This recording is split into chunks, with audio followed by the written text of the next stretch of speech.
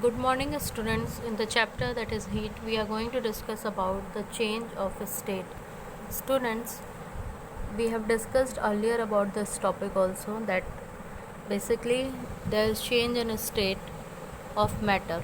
Okay, students, you can recall what is matter. So, matter is anything that occupies space and has mass.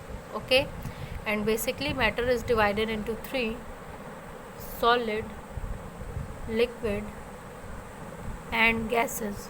Okay, matter वो चीज़ होती है जिसके पास मास होता है और जो कुछ स्पेस ऑक्यूपाई करती है, और ये बेसिकली तीन पार्ट में डिवाइड होती है: सॉलिड, लिक्विड एंड गैस, जब हम इसके फिज़िकल क्लासिफिकेशन की बात करते हैं. सो स्टूडेंट्स, आज हम इन्हीं स्टेट्स के चेंज की बात करेंगे कि कैसे ये स्टेट्स आपस में इंटर कन्वर्टेबल होते हैं. Okay, so let us begin.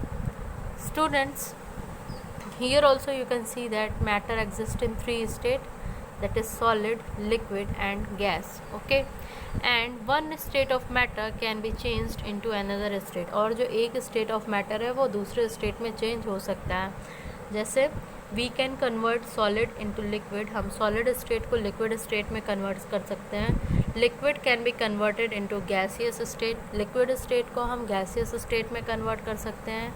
gases can be further converted into liquid and liquid can be further converted into gases. And one more thing is there, students, solid can be directly converted into gases and gases can be directly converted into solid. मतलब हम solid state को liquid state में convert कर सकते हैं, liquid state को gaseous state में convert कर सकते हैं और सॉलिड स्टेट को डायरेक्टली गैसियस स्टेट में कन्वर्ट कर सकते हैं. Okay students, and as we are learning the chapter heat, so here we will basically discuss about the very basic conversions, that is solid to liquid and liquid to gas and solid to gas. Okay, because in all the three conversions heat is required. Okay, so let us discuss each of them. Students, suppose a condition that you are taking ice cube. Okay, so keep a ice cube in a beaker.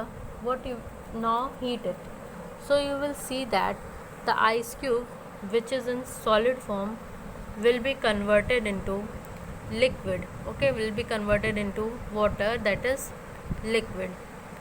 आप अगर एक ice cube लेते हैं और एक beaker में रख के उसको गर्म करते हैं तो वो फिर लिक्विड में कन्वर्ट हो जाएगा. ओके, और फिर ये फर्दर जब इसको हम लोग हीट करेंगे इस लिक्विड को, तो ये फर्दर किस में कन्वर्ट हो जाएगा? Water vapour.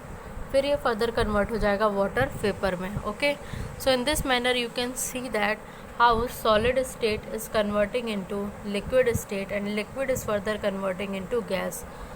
तो स्टूडेंट, इन तीनों प्रोसेस में सबसे कॉमन चीज़ क्या है? वो है हीटिंग. हम सॉलिड सब्सटेंस को हीट कर रहे हैं तो वो लिक्विड में कन्वर्ट हो रहा है, और लिक्विड सब्सटेंस को हीट कर रहा है तो वो गैसियस सब्सटेंस में कन्वर्ट हो रहा है. स्टूडेंट्स, आप एक और एग्जांपल देख सकते हैं, जैसे कि सॉलिड वैक्स. ठीक है, आप अगर मोम लेते हैं तो आप देखते हैं कि पहले वो सॉलिड स्टेट में होता है, फिर जब आप उसको हीट करते हैं तो वो कुछ मेल्टेड फॉर्म में आता है, जिसे हम मेल्टेड वैक्स कहते हैं. फिर हम उसे फर्दर हीट करते हैं तो वो क्या हो जाता है? गैस फॉर्म में आ जाता है. सो ये प्रोसेस क्या है? ये भी बता रहा है कि कैसे मैटर के स्टेट्स या स्टेट्स में चेंज होता है. Okay, now students, this is what that some solid substance changes directly into gases. और कुछ ऐसे सॉलिड सब्सटेंस होते हैं जो डायरेक्टली गैसियस स्टेट में कन्वर्ट हो जाते हैं, जो लिक्विड स्टेट में नहीं आते हैं, डायरेक्ट सॉलिड स्टेट से गैसियस स्टेट में आ जाते हैं. ऐसे एग्जांपल के लिए आप सपोज कर सकते हैं कैम्फर.